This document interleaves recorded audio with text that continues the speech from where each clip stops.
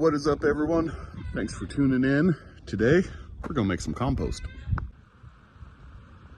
Got my handy dandy bagger mower here. These two bags are from the front yard, and while it looks like there's some leaves and stuff on the top, it's actually mostly greens. This one maybe not as much, but so basically these two baskets are greens. And then I just unloaded these two baskets earlier. I'd driven around in our woods down here and sucked up a whole bunch of leaf. So we're gonna mix our carbon, which is our brown leaf, with our nitrogen, which is our green grass clippings, into this pile. But we also have some green grass clippings from yesterday on top of the pile here. You can see them here. And at the bottom, you can see the remnants of the banana compost I made last fall. It has not completely broken down. I did not put enough nitrogen in there. And I didn't stir it. I just didn't really pay attention to it. But that's okay, because it's still, when I first made the pile, it was full up to here. So it broke down quite a bit. It just didn't go all the way into the fine cake dough type compost that we're all love and are used to seeing. So we're gonna set up a tripod here, and I'm gonna mix that, and that all together, throw it in another one of those rings, and we'll get a fresh compost pile going. By the way, I picked up this bagger mower yesterday, not even fully aware of what a game changer this mulching system is going to be for A, creating compost around here, but also B, controlling the stickers that grow absolutely everywhere. Anyone here in Oklahoma or the South knows exactly what I'm talking about. So one of the big takeaways with this is that this will suck up the sticker seed. And then I won't use that in the compost once the stickers come around. And I'll give it to the birds here. The birds don't eat the stickers at all. But they do eat the plants when the stickers sprout and turn into a young seedling. That's what, if you didn't know, that's what a sticker is, a seed. The chickens will kind of help me control this. Another possible benefit that I have zero evidence for, but we have ticks here in Oklahoma. I think anyone in the South knows what ticks are all about. You guys in Colorado are blessed to not have those evil little bastards, very much. I have seen them in Colorado, but so you can't tell me that I drive this thing around the woods and the lawn and it's sucking up grass clippings and all that, and it's not sucking up ticks with it. In turn, the ticks get dumped into the chicken pen. Chickens kind of pick at them, kind of don't. You know, I don't think it's something that's like a cure-all to get rid of ticks, but it's definitely not contributing to their, them thriving or multiplying. So certainly some way of controlling it. Started by pulling these pipes out. They're just PVC pipes with holes drilled in them. Helps get air into the center of the pile. We got a hose drug down here, and I got a bucket full of chicken shit.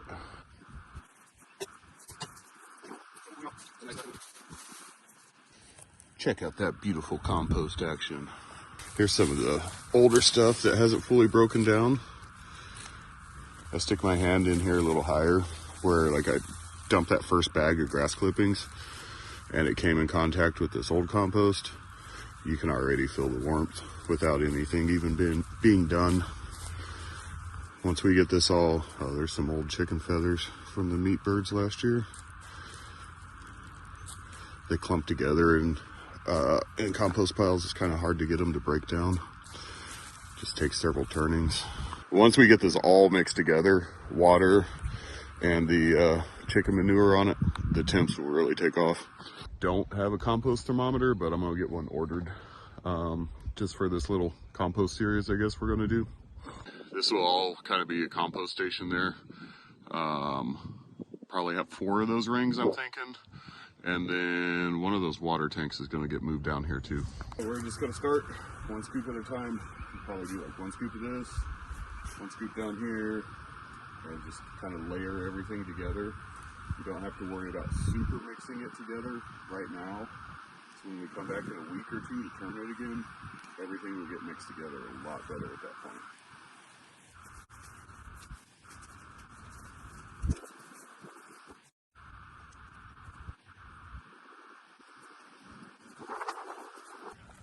Okay, we've got our air pipe stuck in here. I just got a base layer of material. I kind of dug a hole down a little bit so there's a spot to kind of hold them. And so I'll just start filling this up. As we get more material in there, I'll just kind of straighten the pipes out.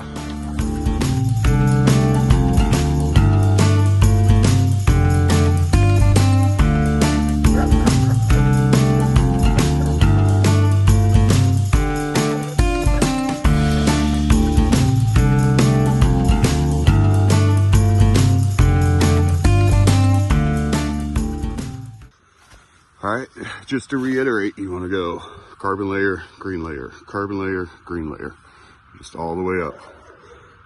You can water it as you go. You don't have to have chicken manure, but it really, really helps.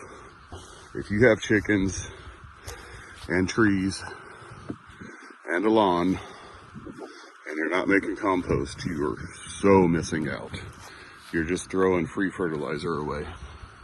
I want to jump back to why that compost pile didn't completely cook off. After examining it, I believe that I did not have enough nitrogen in there.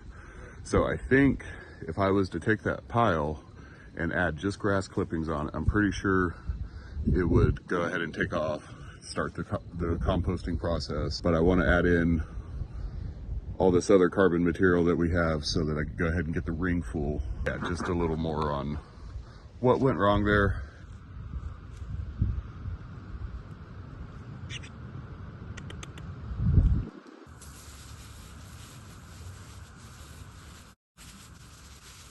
So we got down here to the end of it, and I just started mixing it together. Wow, it's really hard for the camera to pick this up. There we go.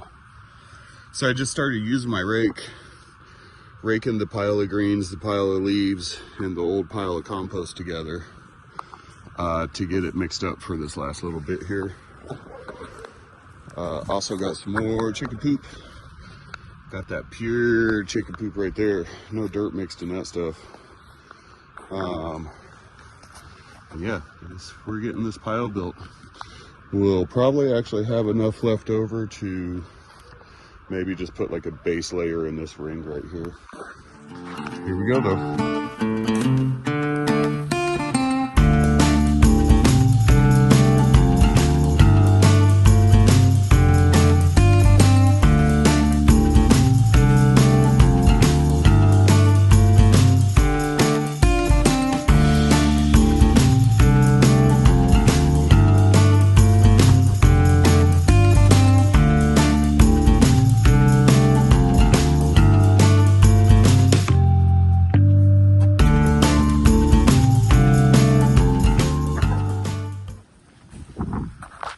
Alright, that's a compost pile. We'll get some more water on her. Try not to trip over that bucket behind me. And we'll take this other ring, set it here, just kind of rake that stuff into it. I'm gonna have to wait until I can mow again next week to get some more green clippings. I mean, it's a tractor, right? I should be able to do tractor type things. Little tractor type things. I mean, it says it in the name, lawn tractor.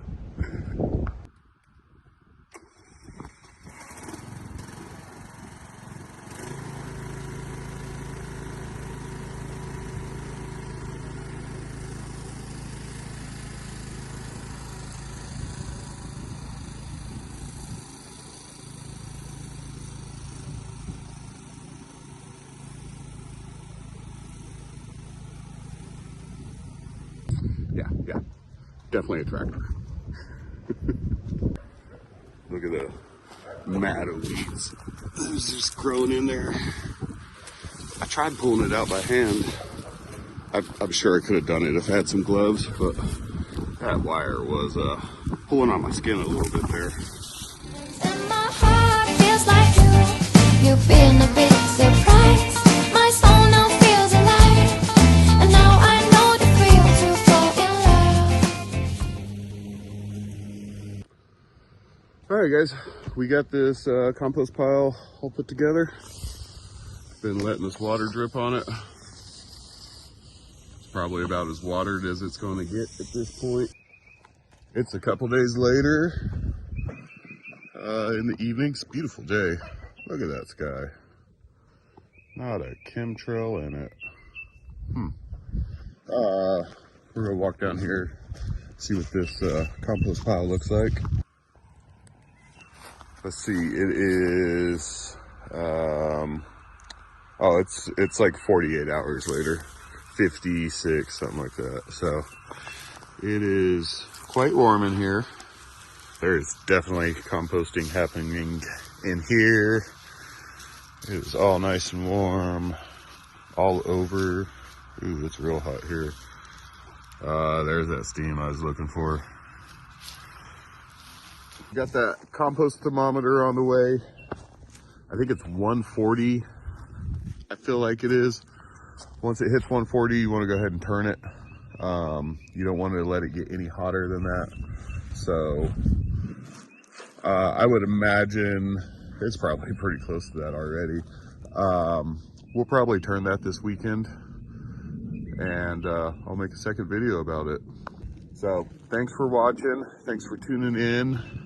I hope you found this video to be informative.